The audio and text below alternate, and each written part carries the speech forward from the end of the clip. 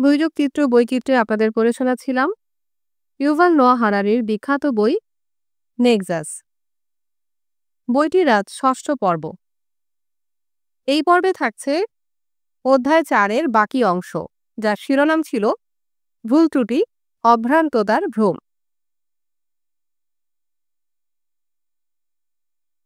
ছাপা বিজ্ঞান এবং ডাইনি। মানুষের দুর্বলতা এড়ানোর জন্য নির্ভুল পাঠ্যে কর্তৃত্ব অর্পণ করার প্রচেষ্টা কখনোই সফল হয়নি। যদি কেউ মনে করে যে এটি ইহুদি রাব্বি বা ক্যাথলিক পুরোহিতদের কোনো বিশেষ ত্রুটির কারণে হয়েছিল, তবে প্রোটেস্ট্যান্ট সংস্কার বারবার সেই পরীক্ষাটি পুনরাবৃত্তি করেছে। প্রতিবার একই ফল পেয়েছে। লুথার, ক্যালভিন ও তাদের উত্তরসূরিরা যুক্তি দিয়েছিলেন যে কোনো দুর্বল মানব প্রতিষ্ঠানকে সাধারণ মানুষ এবং পবিত্র গ্রন্থের মাঝে প্রবেশ করানোর প্রয়োজন নেই। খ্রিস্টানদের উচিত বাইবেলের চারপাশে বেড়ে ওঠা সব পরজীবী আমলাতান্ত্রিকতাকে পরিত্যাগ করে ঈশ্বরের মূল বাণীর সঙ্গে পুনঃসংযোগ স্থাপন করা। কিন্তু ঈশ্বরের বাণী নিজেকে নিজে ব্যাখ্যা করেনি।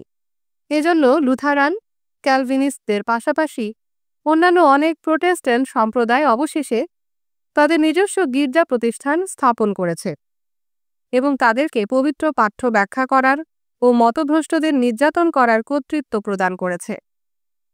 যদি নির্ভুল পাঠ্য কেবল দুর্বল এবং দমনকারী গির্জাগুলোর উত্থান ঘটায়, তবে মানবীয় ভুলের সমস্যাটি কিভাবে সমাধান করা যায়?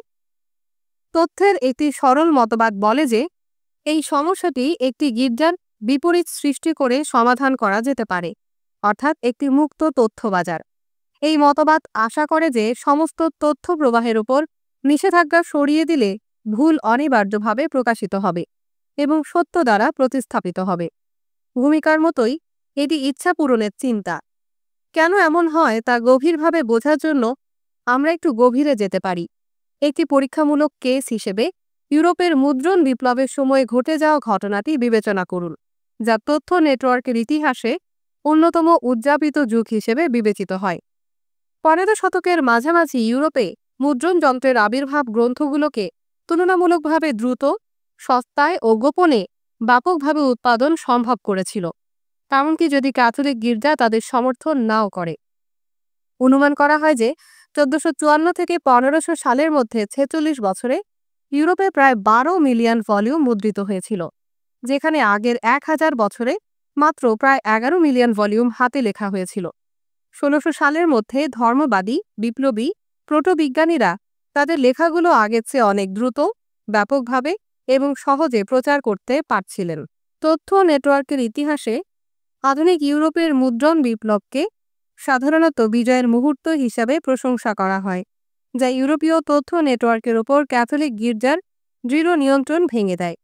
অনুমান করা হয় যে এটি মানুষকে আগের চেয়ে অনেক বেশি স্বাধীনভাবে তথ্য বিনিময় করতে দিয়েছিল এবং এর ফলে বৈজ্ঞানিক বিপ্লব ঘটেছিল।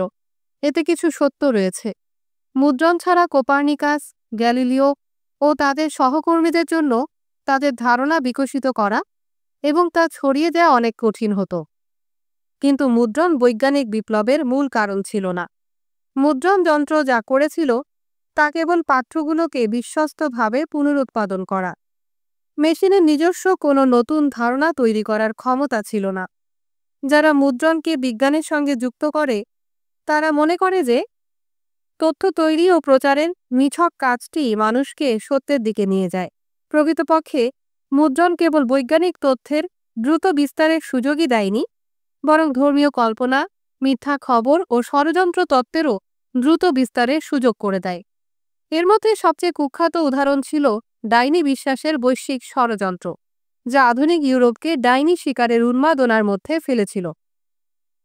জাদুবিদ্যা ও ডাইনিদের প্রতি বিশ্বাস সব মহাদেশের এবং সব যুগের মানব সমাজের একটি বৈশিষ্ট্য। তবে বিভিন্ন সমাজ ডাইনিদের সম্পর্কে ভিন্নভাবে কল্পনা করেছে এবং তাদের প্রতিক্রিয়া দেখিয়েছে। কিছু সমাজ বিশ্বাস করত যে ডাইনিরা আত্মাদের নিয়ন্ত্রণ করে, মৃতদের সঙ্গে কথা বলে এবং ভবিষ্যৎবাণী করে। অন্যদের মতে ডাইনিরা গবাদি পশু চুরি করে এবং লুকানো সম্পদ খুঁজে বের করে। কোনো সমাজে ডাইনিরা রোগ সৃষ্টি করে, ধানের ক্ষেতের ক্ষতি করে এবং প্রেমের মিশ্রণ তৈরি করে বলে বিশ্বাস করা হতো। আবার অন্য সমাজে তারা রাতে বাড়িতে প্রবেশ করে গৃহস্থালির কাজকর্ম সম্পন্ন করত এবং দুধ চুরি করত বলে ধারণা ছিল। কোনো কোনো স্থানে ডাইনিরা মূলত মহিলা হিসেবে কল্পিত হতো, আবার অন্যত্র সাধারণত পুরুষ হিসেবে কল্পিত হতো। কিছু সংস্কৃতি ডাইনিদের ভয় পেত এবং তাদের সহিংসভাবে নির্যাতন করত, আবার কিছু সমাজ তাদের সহ্য করত, এমনকি সম্মান করত। অবশেষে প্রতিটি মহাদেশে এবং প্রতিটি যুগে এমন সমাজও ছিল যারা ডাইনিদেরকে তেমন গুরুত্বই দেয়নি। মধ্যযুগের বেশিরভাগ ইউরোপীয় সমাজ এই শেষোক্ত শ্রেণীতে অন্তর্ভুক্ত ছিল এবং ডাইনিদের বিষয়ে তেমন চিন্তিত ছিল না। মধ্যযুগীয় ক্যাথলিক গির্জা ডাইনিদের মানবতার জন্য প্রধান হুমকি হিসেবে দেখত না এবং কিছু গির্জার পাদ্রী সক্রিয়ভাবে ডাইনি শিকার বন্ধ করতে উৎসাহিত করত।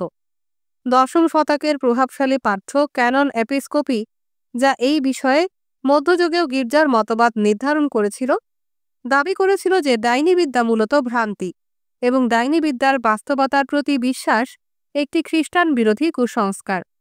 ইউরোপের ডাইনি শিকার উন্মাদনা মধ্যযুগীয় নয়, বরং আধুনিক ঘটনা ছিল। 1420 ও 1430-এর দশকে প্রধানত আলেপ্পোস অঞ্চলে কাজ করা গির্জার নেতারা এবং পণ্ডিতরা খ্রিস্টধর্ম, স্থানীয় লোককথা এবং গ্রিক রোমান ঐতিহ্যের উপাদানগুলো একত্রিত করে জাদুবিদ্যার একটি নতুন তত্ত্ব গড়ে তোলে। আগে ডাইনিরা যতই ভীতিপ্রদ বলে বিবেচিত হোক না কেন, তাদেরকে কেবল স্থানীয় সমস্যা হিসেবে দেখা হতো, স্বতন্ত্র অপরাধী যারা ব্যক্তিগত বিদ্বেষ দ্বারা প্ররোচিত হয়ে জাদু ব্যবহার করে চুরি এবং হত্যার মতো অপরাধ করত। কিন্তু নতুন পণ্ডিতীয় মডেল দাবি করে যে ডাইনিরা সমাজের জন্য অনেক বেশি ভয়ঙ্কর হুমকি।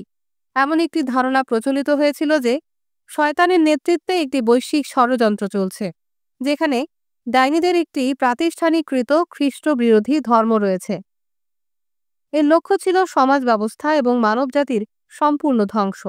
বলা হয়, ডাইনিরা রাতে বৃহৎ শয়তানি সমাবেশে জড়ো হতো, যেখানে তারা শয়তানকে পূজা করত, শিশুদের হত্যা করত, মানুষের মাংস খেত, উন্মত্ততায় লিপ্ত হতো এবং ঝড়, মহামারী ও অন্যান্য বিপর্যয়ের জন্য অভিশাপ দিত।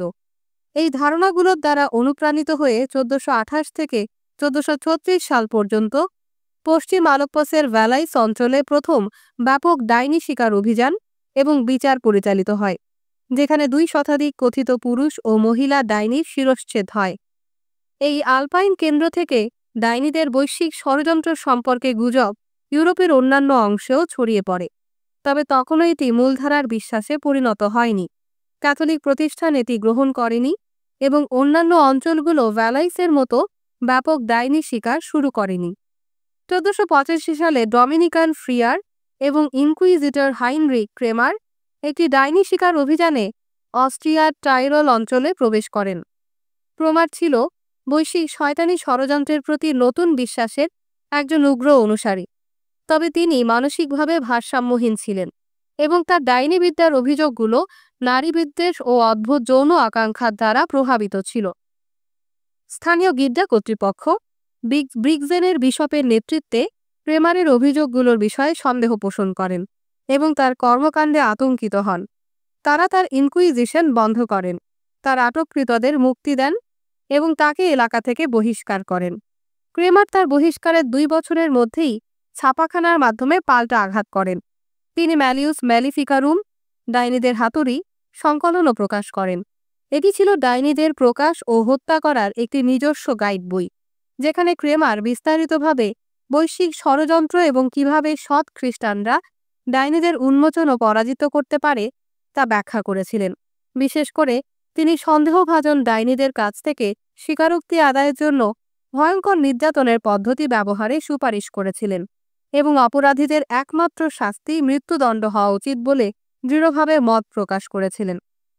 ক্রেমার পূর্ববর্তী ধারণা ও কাহিনীগুলোকে সংগঠিত ও সংহত করেন এবং তার নিজের উর্বর এবং ঘৃণাপূর্ণ কল্পনা থেকে অনেক বিবরণ যুক্ত করেন, প্রাচীন খ্রিস্টান নারী বিদ্বেষী শিক্ষার ওপর নির্ভর করে। যেমন প্রথম তিমোথিতে উল্লেখিত, ক্রেমার জাদুবিদ্যার সঙ্গে যৌনতার যোগসূত্র স্থাপন করেন।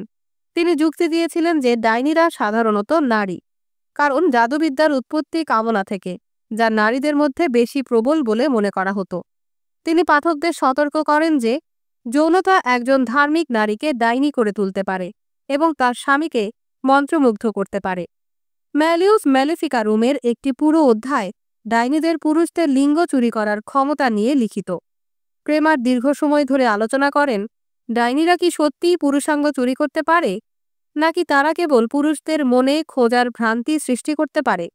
ক্রেমার প্রশ্ন করেন কি ভাবা উচিত সেই ডাইনিদের ব্যাপারে যারা এইভাবে কখনো কখনো 20 বা 30টি পুরুষাঙ্গ একত্র করে একটি পাখির বাসায় রাখে বা একটি বাক্সে আটকে রাখে, যেখানে তারা জীবন্ত সদস্যের মতো নড়াচড়া করে এবং জই ও ভুট্টা খায়, যেমন অনেকেই দেখেছেন। তিনি তারপর একজন পুরুষের কাছ থেকে শোনা একটি গল্প বলেন। যখন তিনি তার সদস্য হারিয়েছিলেন, তিনি পরিচিত এক ডাইনির কাছে যান এবং তাকে এটি পুনরুদ্ধার করে দিতে বলেন। সেই ডাইনি ভুক্তভোগীকে একটি নির্দিষ্ট গাছে ওঠার পরামর্শ দেন এবং বলেন যে তিনি বাসায় থাকা কয়েকটি সদস্যের মধ্যে যে কোনোটি নিতে পারেন। যখন তিনি একটি বড় নিতে যান, ডাইনিটি বলেন আপনি এটি নিতে পারবেন না এবং যোগ করেন কারণ এটি একজন প্যারিশ পুরোহিতের। ডাইনিদের সম্পর্কে আজও যে অনেক ধারণা জনপ্রিয়, যেমন ডাইনিরা প্রধানত নারী, তারা বন্য যৌন কার্যকলাপে জড়িত এবং তারা শিশুদের হত্যা ও বিকৃত করে, সেগুলো ক্রেমারের বই থেকেই তাদের প্রামাণ্য রূপ পেয়েছে। ব্রিগজেনের বিশপের মতো অন্যান্য গির্জা কর্তৃপক্ষ প্রথমে ক্রেমারের উদ্ভট ধারণাগুলোর প্রতি সংশয়ী ছিলেন এবং গির্জা বিশেষজ্ঞদের মধ্যে বইটির বিরুদ্ধে কিছু প্রতিরোধও ছিল। তবুও the hammer of the witches আধুনিক ইউরোপের প্রাথমিক বৃহৎ বিকৃত বইগুলোর মধ্যে একটি হয়ে ওঠে। এটি মানুষের মনে গভীর ভয়ের পাশাপাশি যৌনাচার, নরখাদকতা, শিশু হত্যাকাণ্ড এবং শয়তানের ষড়যন্ত্রের প্রতি তাদের অশ্লীল আগ্রহের প্রতিও সাড়া দেয়। 1500 সালের মধ্যে বইটির 8টি সংস্করণ বের হয়, 1520 সালের মধ্যে আরও 5টি এবং 1670 সালের মধ্যে আরও 16টি সংস্করণ প্রকাশিত হয়, যার মধ্যে অনেক স্থানীয় ভাষার অনুবাদ ছিল। এটি জাদুবিদ্যা এবং ডাইনি শিকার সম্পর্কে একটি চূড়ান্ত কাজ হয়ে ওঠে এবং এর দ্বারা অনুপ্রাণিত হয়ে অসংখ্য অনুকরণ ও বিবর্ধিত রচনা তৈরি হয়। ক্রেমারের খ্যাতি বাড়ার সঙ্গে সঙ্গে তার কাজ গির্জা কুশলীদের কাছেও গ্রহণযোগ্য হয়ে ওঠে। ক্রেমারকে 1500 সালে পোপের প্রতিনিধি হিসেবে নিয়োগ দেওয়া হয় এবং বোহেমিয়া ও মোরাভিয়ার তদন্তকারী হিসেবে নিযুক্ত করা হয়। আজও তার ধারণাগুলো বিশ্বকে প্রভাবিত করে চলেছে এবং বর্তমানের অনেক বৈশ্বিক শয়তানি ষড়যন্ত্র তত্ত্ব, যেমন যুক্তরাষ্ট্রের কিউঅ্যানন, তার কল্পনাগুলোকে ব্যবহার করে এবং প্রচার করে। যদিও ইউরোপীয় ডাইনি শিকার উন্মাদনার জন্য ছাপাখানাকে পুরোপুরি দায়ী করা অতিরঞ্জিত হবে, তবে বৈশ্বিক শয়তানি ষড়যন্ত্রের বিশ্বাস দ্রুত ছড়িয়ে পড়ার ক্ষেত্রে ছাপাখানা একটি গুরুত্বপূর্ণ ভূমিকা পালন করেছিল। ক্রেমারের ধারণাগুলো জনপ্রিয় হওয়ার সঙ্গে সঙ্গে ছাপাখানাগুলো শুধু the hammer of the witches এবং এর অনুকরণীয় বইগুলোরই অতিরিক্ত কপি তৈরি করেনি, বরং একটি সস্তা 1 পৃষ্ঠার পুস্তিকাগুলোর স্রোত তৈরি করেছিল, যা রোমাঞ্চকর পাঠ্যগুলোর সঙ্গে প্রায়ই এমন চিত্র যুক্ত ছিল যেখানে লোকেরা শয়তানের আক্রমণের শিকার হচ্ছিল বা ডাইনিদের আগুনে পোড়ানো হচ্ছিল। এই প্রকাশনাগুলো ডাইনিদের ষড়যন্ত্রের আকার সম্পর্কে চমকপ্রদ পরিসংখ্যানও সরবরাহ করত। উদাহরণস্বরূপ, বার্গান্ডির বিচারক ও ডাইনিদের শিকারী অরি বোগেট 1550 থেকে 1619 সালে অনুমান করেছিলেন যে শুধু ফ্রান্সে 3 লাখ ডাইনি ছিল এবং পুরো ইউরোপে 18 লক্ষ। এ ধরনের দাবিগুলো ব্যাপক হারে আতঙ্ক উস্কে দিয়েছিল, যা ষোড়শ ও সপ্তদশ শতাব্দীতে প্রায় 40,000 থেকে 50,000 নির্দোষ লোককে জাদুবিদ্যার অভিযোগে নির্যাতন ও মৃত্যুদণ্ডের দিকে ঠেলে দেয়। এই ভুক্তভোগীদের মধ্যে সকল শ্রেণী ও বয়সের মানুষ ছিল, যার মধ্যে 5 বছর বয়সী শিশুরাও অন্তর্ভুক্ত ছিল। মানুষেরা ক্ষুদ্রতম প্রমাণের ভিত্তিতেই পরস্পরকে জাদুবিদ্যার অভিযোগে অভিযুক্ত করতে শুরু করে, প্রায়ই ব্যক্তিগত অপমানের প্রতিশোধ নেওয়ার জন্য অথবা অর্থনৈতিক ও রাজনৈতিক সুবিধা অর্জনের উদ্দেশ্যে। একবার কোনো আনুষ্ঠানিক তদন্ত শুরু হলে অভিযুক্তদের পরিণতি প্রায়ই নিশ্চিত হয়ে যেত। দ্য হ্যামার অব দ্য উইচেসে প্রস্তাবিত অনুসন্ধান পদ্ধতিগুলো সত্যি ভয়ঙ্কর ছিল। যদি অভিযুক্ত ব্যক্তি জাদুবিদ্যার দোষ স্বীকার করত, তবে তাকে মৃত্যুদণ্ড দেয়া হতো এবং তার সম্পত্তি অভিযুক্তকারী, শাস্তিদাতা এবং তদন্তকারীদের মধ্যে ভাগ হয়ে যেত। যদি অভিযুক্ত ব্যক্তি দোষ স্বীকার করতে অস্বীকার করত, তবে তা তার শয়তানি একগুঁয়েমির প্রমাণ হিসেবে বিবেচিত হতো এবং এরপর তাকে ভয়ঙ্কর উপায়ে নির্যাতন করা হতো। তার আঙুল ভেঙে দেয়া হতো, গরম সেকা চিমটি দিয়ে তার মাংস কাটা হতো, তার শরীর এমনভাবে টানা হতো যে তা প্রায় ভেঙে যাওয়ার উপক্রম হতো, বা তাকে ফুটন্ত পানিতে নিমজ্জিত করা হতো। অবশেষে তারা সহ্য করতে না পেরে দোষ স্বীকার করত, এবং তখনই তাদের মৃত্যুদণ্ড কার্যকর করা হতো। একটা উদাহরণ নেওয়া যাক। 1600 সালে মিউনিখের কর্তৃপক্ষ পাপেনহাইমার পরিবারকে, পিতা পাউলুস, মাতা আনা, 2 পূর্ণবয়স্ক পুত্র এবং 10 বছর বয়সী ছেলে হ্যান্সেলকে জাদুবিদ্যার সন্দেহে গ্রেফতার করে। তদন্তকারীরা প্রথমে ছোট হ্যান্সেলকে নির্যাতন করে। মিউনিখের আর্কাইভে এখনও পড়া যায় এমন তদন্তের প্রোটোকলে একজন তদন্তকারীর একটি নোট রয়েছে, যেখানে 10 বছর বয়সী ছেলেটির সম্পর্কে লেখা আছে। তাকে সীমা পর্যন্ত নির্যাতন করা যেতে পারে, যাতে সে তার মাকে দোষারোপ করে। অবর্ণনীয় উপায়ে নির্যাতন হওয়ার পর পাপেনহাইমার পরিবার বহু অপরাধ স্বীকার করে, যার মধ্যে ছিল 265 জনকে জাদুবিদ্যার মাধ্যমে হত্যা করা এবং 14টি বিধ্বংসী ঝড়ের সৃষ্টি করা। তাদের সবাইকে মৃত্যুদণ্ড দেয়া হয়। প্রাপ্তবয়স্ক 4 জন সদস্যের দেহ লাল গরম চিমটা দিয়ে ছিন্ন ভিন্ন করা হয়। পুরুষদের অঙ্গপ্রত্যঙ্গ চাকার সাহায্যে ভেঙে দেয়া হয়। পিতাকে একটি কাঁটাযুক্ত খুঁটির ওপরে বিদ্ধ করা হয়। মাতার স্তন কেটে ফেলা হয় এবং তাদের সবাইকে জীবন্ত পুড়িয়ে মারা হয়। 10 বছর বয়সী হ্যান্সেলকে এসব দেখতে বাধ্য করা হয়। 4 মাস পরে তাকেও মৃত্যুদণ্ড দেয়া হয়। ডাইনি শিকারীরা শয়তান এবং তার সহযোগীদের খুঁজে বের করতে এতটাই নিবেদিত ছিল যে প্রকৃতপক্ষে যদি তারা শয়তানি দুষ্টতা খুঁজতে চাইত, তবে আয়নার দিকে তাকালেই দেখতে পেত। ডাইনি শিকারের ঘটনা কখনোই একজন ব্যক্তি বা একটি পরিবারের হত্যার মাধ্যমে শেষ হতো না, কারণ এই তত্ত্বটি একটি বৈশ্বিক ষড়যন্ত্রের ধারণাকে প্রতিষ্ঠিত করেছিল। তাই যাদের জাদুবিদ্যার অভিযোগে অভিযুক্ত করা হতো, তাদের নির্যাতনের মাধ্যমে সহযোগীদের নাম বলাতে বাধ্য করা হতো। এরপর এটি অন্যদের কারাবন্দী করা, নির্যাতন করা এবং মৃত্যুদণ্ড দেওয়ার প্রমাণ হিসেবে ব্যবহৃত হতো। যদি কোনো কর্মকর্তা, পণ্ডিত বা গির্জার পুরোহিত এসব অযৌক্তিক পদ্ধতির বিরুদ্ধে কোনো আপত্তি জানাতেন, তবে এটিকে প্রমাণ হিসেবে দেখা হতো যে তারাও নিশ্চয়ই ডাইনি, যার ফলে তাদেরও গ্রেফতার এবং নির্যাতন করা হতো। উদাহরণস্বরূপ 1453 সালে যখন শয়তানের ষড়যন্ত্রে বিশ্বাস ধীরে ধীরে শক্তিশালী হতে শুরু করে, একজন ফরাসি ধর্মতত্ত্ববিদ গুইলাউম এডেলিন সাহসিকতার সঙ্গে এটি বন্ধ করার চেষ্টা করেন, যাতে এটি ছড়িয়ে না পড়ে। তিনি মধ্যযুগের ক্যানন এপিস্কোপি গ্রন্থে সেই দাবি পুনরাবৃত্তি করেন যে জাদুবিদ্যা ছিল একটি মায়া এবং ডাইনিরা সত্যি রাতে উড়ে শয়তানের সঙ্গে সাক্ষাৎ করে তার সঙ্গে চুক্তি করতে পারে না। এরপর অ্যাডেলিন নিজেই জাদুবিদ্যার অভিযোগে অভিযুক্ত হন এবং তাকে গ্রেফতার করা হয়। নির্যাতনের সময় তিনি স্বীকার করেন যে তিনি ব্যক্তিগতভাবে একটি ঝাঁটার ওপর উড়ে গিয়েছিলেন এবং শয়তানের সঙ্গে চুক্তি স্বাক্ষর করেছিলেন, এবং শয়তানি তাকে নির্দেশ দিয়েছিল যে জাদুবিদ্যা ছিল একটি মায়া বলে প্রচার করতে। তার বিচারকরা তার প্রতি সহানুভূতিশীল ছিলেন। তাকে মৃত্যুদণ্ড না দিয়ে আজীবন কারাদণ্ড দেয়া হয়। ডাইনি শিকারগুলো তথ্যের জগৎ তৈরির অন্ধকার দিকটিকে চিত্রিত করে।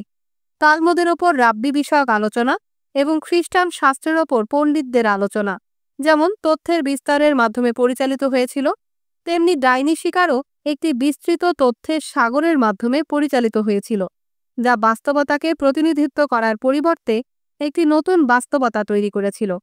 ডাইনিরা কোনো বাস্তব ঘটনা ছিল না।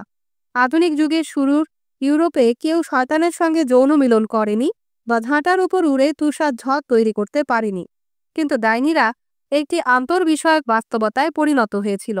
অর্থের মতোই ডাইনিদের সম্পর্কে তথ্য আদান প্রদানের মাধ্যমে তারা বাস্তব হয়ে উঠেছিল। একটি সম্পূর্ণ ডাইনি শিকারের প্রশাসন এরূপ তথ্য আদান প্রদানের জন্য নিবেদিত ছিল। ধর্মতত্ত্ববিদ, আইনজীবী, তদন্তকারী ও মুদ্রণ যন্ত্রের মালিকরা ডাইনিদের সম্পর্কে তথ্য সংগ্রহ ও উৎপাদনের মাধ্যমে জীবিকা নির্বাহ করতেন। ডাইনিদের বিভিন্ন প্রকারে শ্রেণীবদ্ধ করতেন। তারা কিভাবে আচরণ করত তা তদন্ত করতেন এবং তাদের কিভাবে উন্মোচিত ও পরাজিত করা যেতে পারে সে সম্পর্কে সুপারিশ করতেন। পেশাদার ডাইনি শিকারীরা সরকার এবং পৌরসভার কাছে তাদের সেবা প্রদান করত এবং এজন্য বিপুল অর্থ গ্রহণ করত। আর্কাইভগুলো ডাইনি শিকার অভিযানের বিস্তারিত প্রতিবেদন, জাদুবিচারের প্রোটোকল এবং কথিত ডাইনিদের কাছ থেকে বের করা দীর্ঘ স্বীকারোক্তিতে পূর্ণ ছিল। অভিজ্ঞ ডাইনি শিকারীরা সেই সমস্ত তথ্য ব্যবহার করে তাদের তত্ত্ব আরও উন্নত করেছিল। যেমন পণ্ডিতরা ধর্মগ্রন্থের সঠিক ব্যাখ্যা নিয়ে তর্ক করেন, তেমনি ডাইনি শিকারীরা the hammer of the witches এবং অন্যান্য প্রভাবশালী গ্রন্থের সঠিক ব্যাখ্যা নিয়ে বিতর্ক করত। ডাইনি শিকারের প্রশাসনও সেই সব যা প্রশাসন প্রায়ই করে থাকে। এটি ডাইনি নামে একটি আন্তর্বিষয়ক শ্রেণী উদ্ভাবন করে সেটিকে বাস্তবতার উপর আরোপ করেছিল। তারা এমনকি মুদ্রণযোগ্য ফর্ম তৈরি করেছিল, যেখানে ডাইনিদের বিরুদ্ধে অভিযোগ ও স্বীকারোক্তি উল্লেখ করে নির্দিষ্ট স্থানে রাখা হতো এবং ফাঁকা জায়গায় তারিখ, নাম ও অভিযুক্তের স্বাক্ষরের জন্য জায়গা থাকত। সেই সমস্ত তথ্য প্রচুর শৃঙ্খলা ও ক্ষমতা তৈরি করেছিল। এটি কিছু মানুষের জন্য ক্ষমতা অর্জনের একটা মাধ্যম ছিল এবং সমাজকে শৃঙ্খলিত করার একটা উপায় ছিল, কিন্তু এটা কোনো সত্য বা জ্ঞান উৎপন্ন করেনি। ডাইনি শিকারের প্রশাসন যত বেশি তথ্য তৈরি করত, এই সমস্ত তথ্যকে কল্পনা মাত্র বলে উড়িয়ে দেয়া কঠিন হয়ে পড়েছিল।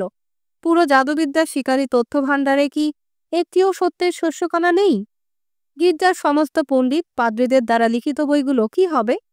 সম্মানিত বিচারকদের দ্বারা পরিচালিত বিচারের সমস্ত প্রোটোকলগুলোর কি হবে?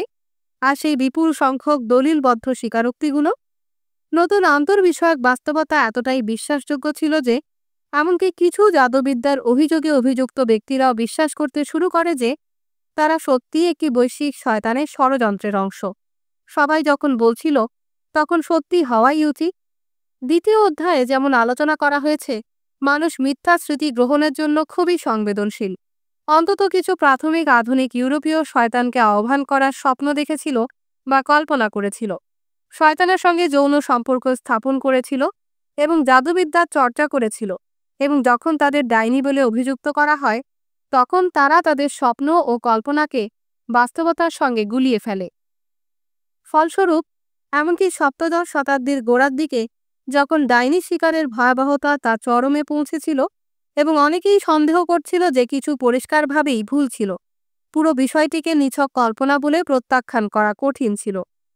প্রাথমিক আধুনিক ইউরোপে সবচেয়ে ভয়ঙ্কর ডাইনি শিকারের ঘটনা ঘটেছিল দক্ষিণ জার্মানির বামবার্গ এবং উরোসবুর্গ শহরে 1620-এর শেষের দিকে। বামবার্গে, যেখানে তখন জনসংখ্যা ছিল 12,000-এরও কম, 1625 থেকে 1631 পর্যন্ত 900 নিরীহ মানুষকে মৃত্যুদণ্ড দেওয়া হয়েছিল। উরোসবুর্গে, যেখানে জনসংখ্যা ছিল প্রায় 11,500, সেখানে 1,200 মানুষকে নির্যাতন করে হত্যা করা হয়। 1629 সালের আগস্ট মাসে উরোসবুর্গের প্রিন্স বিশপের চ্যান্সেলর একজন বন্ধুকে চলমান ডাইনি শিকারের বিষয়ে একটা চিঠি লেখান, যেখানে তিনি এই বিষয়ে তার সন্দেহের কথা স্বীকার করেন। চিঠিটি দীর্ঘভাবে উদ্ধৃত করা মূল্যবান। যা ডাইনিদের ব্যাপারে ঘটছে, এটা আবার নতুন করে শুরু হয়েছে এবং এই শোক ও দুঃখকে কোনো শব্দ দিয়ে বিচার করা যাবে না। এর কষ্ট আর দুর্ভাগ্য। এখনো শহরে 400 জন আছেন, উঁচু থেকে নিচু, সমস্ত স্তর ও লিঙ্গের মানুষ, এমনকি যাজকরাও, যাদের বিরুদ্ধে গুরুতর অভিযোগ আছে। তারা যে কোনো সময় গ্রেফতার হতে পারেন। প্রিন্স বিশপের কাছে 40 জন ছাত্র আছে, যারা শীঘ্রই যাজক হবে। তাদের মধ্যে 13 বা 14 জনের বিরুদ্ধে জাদুকরি অভিযোগ আনা হয়েছে। কিছুদিন আগে একজন ডিনকে গ্রেফতার করা হয়েছে। আরও 2 জনকে তলব করা হলে তারা পালিয়ে যায়। আমাদের গির্জা কনসিস্টরির নোটারি, একজন খুবই বিদ্বান ব্যক্তি, গতকাল তাকে গ্রেফতার করা হয় এবং নির্যাতন করা হয়। সংক্ষেপে, শহরের 1/3 নিশ্চিতভাবে এতে জড়িত। সবচেয়ে ধনী, সুন্দর, বিশিষ্ট যাজকদের ইতোমধ্যেই মৃত্যুদণ্ড দেয়া হয়েছে। 1 সপ্তাহ আগে একটা 19 বছরের কুমারী মেয়েকে মৃত্যুদণ্ড দেয়া হয়, যার ব্যাপারে সবাই বলেছিল যে সে পুরো শহরের মধ্যে সবচেয়ে সুন্দরী এবং সবাই তাকে অসাধারণ নম্র ও পবিত্র মেয়ে হিসেবে গণ্য করত। তাকে অনুসরণ করে আরও 7 বা 8 জন সেরা ও সবচেয়ে আকর্ষণীয় ব্যক্তির মৃত্যুদণ্ড হবে, এবং এইভাবে অনেককে মৃত্যুদণ্ড দেয়া হচ্ছে ঈশ্বরকে ত্যাগ করার এবং জাদু নৃত্যে যোগ দেওয়ার জন্য, যাদের বিরুদ্ধে অন্য কেউ কোনোদিন একটি কথাও বলেনি। এই দুর্দশাজনিত বিষয়টি শেষ করতে 3 ও 4 বছর বয়সী 300 শিশু আছে, যারা শয়তানের সঙ্গে মেলামেশা করেছে বলে অভিযোগ আনা হয়েছে। আমি 7 বছর বয়সী শিশুদের মৃত্যুদণ্ড দেয়া দেখেছি, 10, 12, 14 এবং 15 বছর বয়সী প্রতিশ্রুতিশীল ছাত্রদেরও, কিন্তু আমি এই দুর্দশার বিষয়ে আর বেশি লিখতে পারছি না। চ্যান্সেলর এরপর চিঠিটি একটি আকর্ষণীয় পোস্টস্ক্রিপ্ট যোগ করেছিলেন। যদিও অনেক বিস্ময়কর এবং ভয়ানক ঘটনা ঘটছে, এতে কোনো সন্দেহ নেই যে ফ্রা রেংবার্ট নামে একটি জায়গায় শয়তান নিজে তার 8,000 অনুসারী নিয়ে একটা সমাবেশ করেছিলেন এবং তাদের সামনে মেস পালন করেছিলেন, যেখানে তিনি শ্রোতাদের অর্থাৎ ডাইনিদের পবিত্র ভোজ্যবস্তুর পরিবর্তে শালগমের খোসা ও টুকরো খাইয়ে দেন। সেখানে শুধু জঘন্যই নয়, সবচেয়ে ভয়ঙ্কর ও জঘন্য ব্লাসফেমিও হয়েছিল, যার কথা লিখতে গিয়েই আমি কেঁপে উঠছি। উরসবুর্গে ডাইনি শিকারের উন্মাদনার বিষয়ে তার আতঙ্ক প্রকাশ করার পরেও চ্যান্সেলর ডাইনিদের শয়তানি ষড়যন্ত্রে দৃঢ় বিশ্বাস প্রকাশ করেছিলেন। যদিও তিনি নিজে কখনো কোনো জাদু নিজের চোখে দেখেননি, কিন্তু ডাইনিদের নিয়ে এত বেশি তথ্য প্রচারিত হচ্ছিল যে সবকিছু নিয়ে সন্দেহ করা তার পক্ষে কঠিন হয়ে পড়েছিল। ডাইনি শিকার ছিল একটা বিপর্যয়, যা ক্ষতিকর তথ্যের প্রসার থেকে সৃষ্ট হয়েছিল। এটি এমন একটি সমস্যার অন্যতম প্রধান উদাহরণ, যা তথ্যের কারণে সৃষ্টি হয়েছিল এবং আরও তথ্য দিয়ে আরও খারাপ হয়েছিল। এই সিদ্ধান্ত কেবল আধুনিক পণ্ডিতদের দ্বারাই স্বীকৃত হয়নি, বরং সেই সময়ের কিছু প্রখর পর্যবেক্ষকরাও তা উপলব্ধি করেছিলেন। আলোনসো দে সালাজার ফ্রিয়াস, একজন স্প্যানিশ অনুসন্ধানকারী, সপ্তদশ শতাব্দীর গোড়ার দিকে ডাইনি শিকার ও জাদু বিচারের একটি পূর্ণাঙ্গ তদন্ত করেছিলেন। তিনি উপসংহারে এনেছিলেন যে তিনি একটি জাদুবিদ্যার কোনো প্রমাণ তো খুঁজে পাননি, এমনকি একটু ইঙ্গিতও পাননি যা থেকে এই ধারণা করা যায় যে একটিও জাদুবিদ্যার কাজ প্রকৃতপক্ষে ঘটেছে, এবং তাদের নিয়ে কথা বলা ও লেখা না হলে কোনো ডাইনি বা মন্ত্রগুণের অস্তিত্ব ছিল না।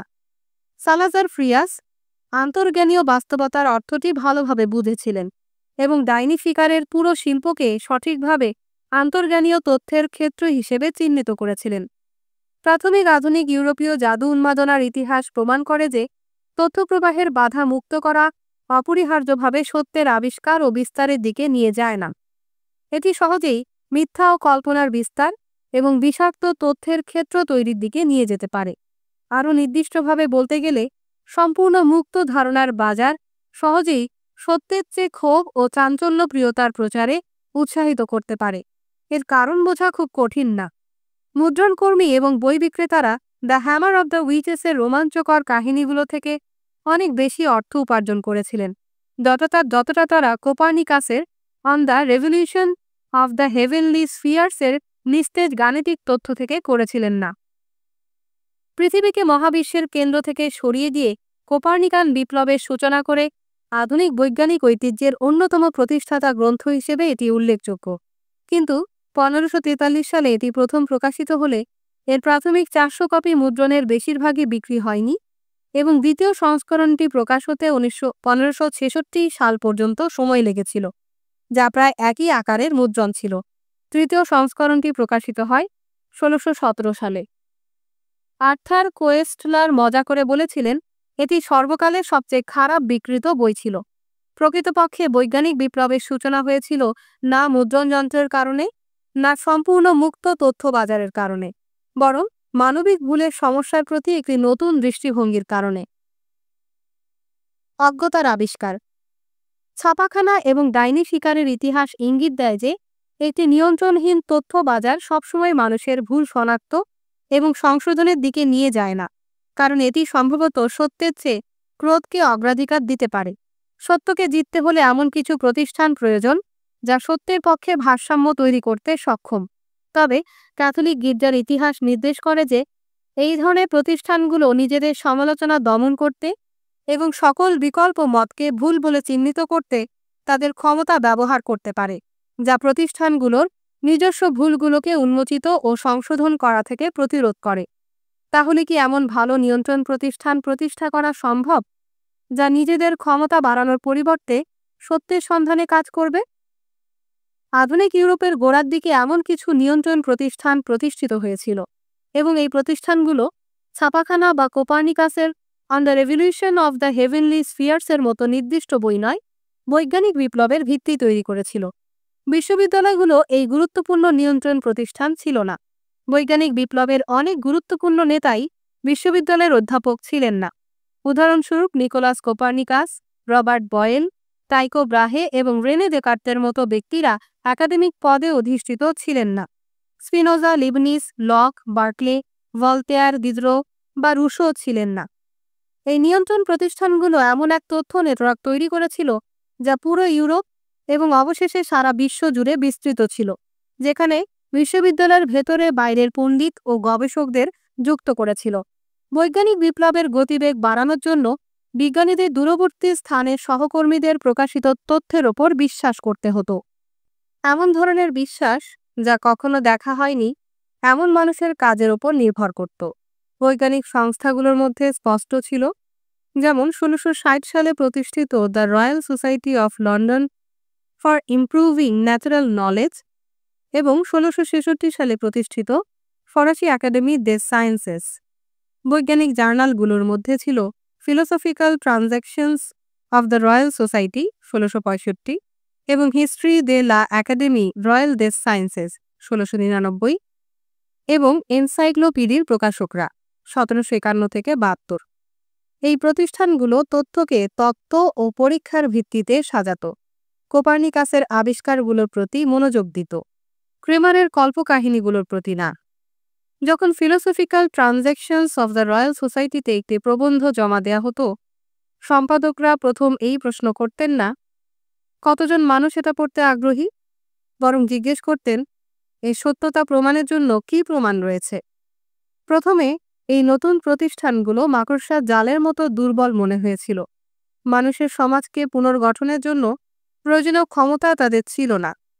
ডাইনি শিকারী বিশেষজ্ঞদের মতো দ্য রয়্যাল সোসাইটির ফিলোসফিক্যাল ট্রানজ্যাকশনসের সম্পাদকরা কাউকে অত্যাচার বা মৃত্যুদণ্ড দিতে পারত না, এবং ক্যাথলিক গির্জার মতো একাডেমি দে সায়েন্সেস বিশাল এলাকা বা বাজেট নিয়ন্ত্রণ করত না। তবে বৈজ্ঞানিক প্রতিষ্ঠানগুলো প্রভাব অর্জন করেছিল একটা মৌলিক আস্থার দাবি দ্বারা। একটি গির্জা সাধারণত বলতো যে মানুষ তাকে বিশ্বাস করুক কারণ তার কাছে একটি অদম্য পবিত্র বইয়ের আকারে পরম সত্য রয়েছে। অপরদিকে একটি বৈজ্ঞানিক প্রতিষ্ঠান কর্তৃত্ব অর্জন করেছিল কারণ এতে শক্তিশালী আত্মসংশোধনী ব্যবস্থা ছিল, যা প্রতিষ্ঠানের ভুলগুলোকে প্রকাশ করে তা সংশোধন করতে পারত। প্রযুক্তি নয়, বরং এই আত্মসংশোধনী ব্যবস্থাগুলোই বৈজ্ঞানিক বিপ্লবের মূল চালিকা শক্তি ছিল। অন্য কথায়, বৈজ্ঞানিক বিপ্লব শুরু হয়েছিল অজ্ঞতার আবিষ্কার দিয়ে। ধর্মগ্রন্থসমূহ ধারণা করত যে তাদের কাছে একটি অদম্য জ্ঞানের উৎস রয়েছে। খ্রিস্টানদের কাছে বাইবেল ছিল, মুসলমানদের কাছে কোরআন, হিন্দুদের কাছে বেদ এবং বৌদ্ধদের কাছে ত্রিপিটক ছিল। বৈজ্ঞানিক সংস্কৃতির কোনো তুলনীয় পবিত্র বই নেই, এবং তারা দাবি করে না যে তাদের নায়কেরা অদম্য নবী, সন্ত বা প্রতিভা। বৈজ্ঞানিক প্রকল্প অদম্যতার কল্পনাকে প্রত্যাখ্যান করে শুরু হয় এবং এমন একটি তথ্য নেটওয়ার্ক নির্মাণের দিকে অগ্রসর হয় যা ভুলকে অপরিহার্য মনে করে। অবশ্যই কোপার্নিকাস, ডারউইন ও আইনস্টাইনের প্রতিভার অনেক আলোচনা রয়েছে, তবে তাদের কেউই ত্রুটিহীন বলে বিবেচিত নয়।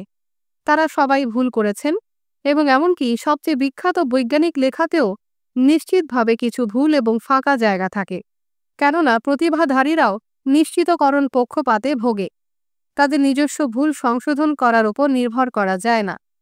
বিজ্ঞান একটি দলগত প্রচেষ্টা যা প্রাতিষ্ঠানিক সহযোগিতার উপর নির্ভর করে, ব্যক্তিগত বিজ্ঞানীদের বা একটি একক অদম্য বইয়ের নয়। অবশ্যই প্রতিষ্ঠানগুলো ভুলের শিকার হতে পারে, তবুও বৈজ্ঞানিক প্রতিষ্ঠানগুলো ধর্মীয় প্রতিষ্ঠানের চেয়ে ভিন্ন, কারণ তারা আনুগত্যের পরিবর্তে সংশয়বাদ এবং উদ্ভাবনকে পুরস্কৃত করে।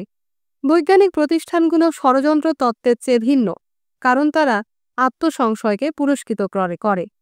ষড়যন্ত্র তাত্ত্বিকরা বর্তমান ঐকমত্যের বিষয়ে চরম সংশয়ী হতে পারে, কিন্তু তাদের নিজস্ব বিশ্বাসের বিষয়ে তারা সমস্ত সংশয় হারিয়ে ফেলে এবং নিশ্চিতকরণ পক্ষপাতের শিকার হয়। বিজ্ঞানকে চিহ্নিত করে শুধু সংশয় নয়, আত্মসংশয়, এবং প্রতিটি বৈজ্ঞানিক প্রতিষ্ঠানের কেন্দ্রবিন্দুতে একটি শক্তিশালী আত্মসংশোধন ব্যবস্থা রয়েছে। বৈজ্ঞানিক প্রতিষ্ঠানসমূহ কিছু তত্ত্বের যথার্থতা সম্পর্কে বিস্তৃত মতৈক্যে পৌঁছায়, যেমন কোয়ান্টাম মেকানিক্স বা বিবর্তন তত্ত্ব, কিন্তু তা সম্ভব হয়েছে শুধু তখনই যখন এই তত্ত্বগুলো প্রতিষ্ঠানের সদস্যদের দ্বারা এবং বাইরের সমালোচকদের দ্বারা প্রমাণের বিরুদ্ধে চালানো তীব্র প্রচেষ্টায় টিকে থাকতে পেরেছে। আত্মসংশোধনকারী প্রক্রিয়া। তথ্য প্রযুক্তির একদিক হিসেবে আত্মসংশোধনকারী প্রক্রিয়া হল পবিত্র গ্রন্থের সম্পূর্ণ বিপরীত। পবিত্র গ্রন্থকে নির্ভুল বলে ধরে নেওয়া হয়, যেখানে আত্মসংশোধনকারী প্রক্রিয়া ভুল স্বীকার করে তাকে সংশোধনের ধারণাকে গ্রহণ করে। এখানে আত্মসংশোধনের অর্থ হল সেই সব প্রক্রিয়া যা একটি সত্তা নিজেকে সংশোধনের জন্য ব্যবহার করে। উদাহরণস্বরূপ, একজন শিক্ষক যদি শিক্ষার্থীর রচনাটি সংশোধন করেন, তবে এটি আত্মসংশোধনকারী প্রক্রিয়া নয়, কারণ শিক্ষার্থী নিজে তার রচনা সংশোধন করছে না। আবার একজন বিচারক যদি অপরাধীকে কারাগারে পাঠান, তবে সেটাও আত্মসংশোধন নয়, কারণ অপরাধী নিজেই তার অপরাধ প্রকাশ করছে না। যখন মিত্রবাহিনী নাৎসি শাসনকে পরাজিত করে তা ভেঙে ফেলেছিল, এটাও আত্মসংশোধনকারী প্রক্রিয়া নয়, কারণ জার্মানি নিজে নিজেই নাৎসি মতবাদ থেকে মুক্ত হয়নি। তবে যখন একটি বৈজ্ঞানিক জার্নালে কোনো প্রবন্ধ প্রকাশিত হয় যা আগের কোনো ভুল প্রবন্ধ সংশোধন করে, তখন এটিকে প্রাতিষ্ঠানিক আত্মসংশোধনের উদাহরণ হিসেবে ধরা হয়। প্রকৃতিতে আত্মসংশোধনকারী প্রক্রিয়া সর্বত্র বিদ্যমান। শিশুরা কিভাবে হাঁটতে হয় তা এই প্রক্রিয়ার মাধ্যমে শেখে। ভুল পদক্ষেপ নিলে তারা পড়ে যায়, ভুল থেকে শিক্ষা নেয় এবং পরের বার একটু ভিন্নভাবে চেষ্টা করে। অবশ্যই কখনো কখনো বাবা মা বা শিক্ষকরা সাহায্যের হাত বাড়িয়ে দেন বা পরামর্শ দেন, কিন্তু যদি একটি শিশু সম্পূর্ণরূপে এমন বাহ্যিক সংশোধনের ওপর নির্ভর করে বা তার ভুলকে অজুহাত দিতে থাকে, তবে তার পক্ষে হাঁটতে শেখা অত্যন্ত কঠিন।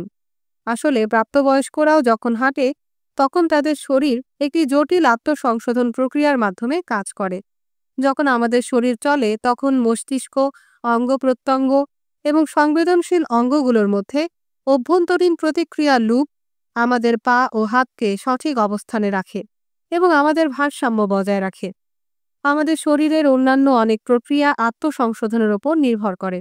আমাদের রক্তচাপ, তাপমাত্রা, শর্করার মাত্রা এবং আরও অনেকগুলো প্যারামিটার ক্রমাগত স্বাভাবিক অবস্থায় থাকতে হবে, যদিও এগুলো পরিস্থিতির পরিবর্তনের সঙ্গে সঙ্গে কিছুটা পরিবর্তিত হতে পারে। উদাহরণস্বরূপ, আমাদের রক্তচাপ বাড়ে যখন আমরা দৌড়াই এবং কমে যখন আমরা ঘুমাই, তবে তা সবসময় নির্দিষ্ট সীমার মধ্যে থাকা উচিত। এই জটিল জীবরাসায়নিক নৃত্যটি পরিচালনা করার জন্য আমাদের শরীর আত্মসংশোধনকারী প্রক্রিয়ার ওপর নির্ভর করে। রক্তচাপ যদি খুব বেশি বেড়ে যায়, তাহলে এই প্রক্রিয়াগুলো তা কমিয়ে দেয়। আবার রক্তচাপ বিপজ্জনকভাবে কমে গেলে এই প্রক্রিয়াগুলো তা বাড়িয়ে দেয়। আত্মসংশোধন প্রক্রিয়াগুলো কাজ করা বন্ধ করলে আমরা বিপদের সম্মুখীন হতে পারি। প্রতিষ্ঠানগুলো আত্মসংশোধন প্রক্রিয়া ছাড়া টিকে থাকতে পারে না। এই প্রক্রিয়াগুলো শুরু হয় মানুষের ভুল স্বীকার করার মধ্য দিয়ে, কারণ মানুষ ভুলপ্রবণ এবং দুর্নীতিগ্রস্ত হতে পারে। তবে এর ফলে মানুষ সম্পর্কে হতাশ না হয়ে প্রতিষ্ঠানের উচিত তার নিজের ভুলগুলো খুঁজে বের করে তা সংশোধন করা। যে কোনো প্রতিষ্ঠান যা কয়েক বছরের বেশি সময় ধরে টিকে থাকে, তার মধ্যে এমন আত্মসংশোধন প্রক্রিয়া অবশ্যই থাকে। তবে বিভিন্ন প্রতিষ্ঠানের মধ্যে এই প্রক্রিয়ার শক্তি এবং দৃশ্যমানতার দিক থেকে অনেক পার্থক্য আছে। উদাহরণস্বরূপ, ক্যাথলিক গির্জা একটি এমন প্রতিষ্ঠান যার আত্মসংশোধন প্রক্রিয়া তুলনামূলকভাবে দুর্বল। যেহেতু এটি নির্ভুলতা দাবি করে, তাই এটি প্রাতিষ্ঠানিক ভুল স্বীকার করতে পারে না। মাঝে মাঝে এটি স্বীকার করতে রাজি হয় যে এর কিছু সদস্য ভুল বা পাপ করেছে, তবে প্রতিষ্ঠানটি নিজেই নাকি নিখুঁত থাকে। উদাহরণস্বরূপ, 1964 সালের দ্বিতীয় ভ্যাটিকান কাউন্সিলে ক্যাথলিক গির্জা স্বীকার করেছিল যে খ্রিস্ট গির্জাকে ক্রমাগত পুনর্গঠনের আহ্বান জানিয়েছেন যখন তিনি এই পৃথিবীতে অবস্থান করছেন। এই পৃথিবীতে পুরুষ দ্বারা পরিচালিত একটি প্রতিষ্ঠান হিসেবে গির্জার সর্বদাই এই পুনর্গঠনের প্রয়োজন।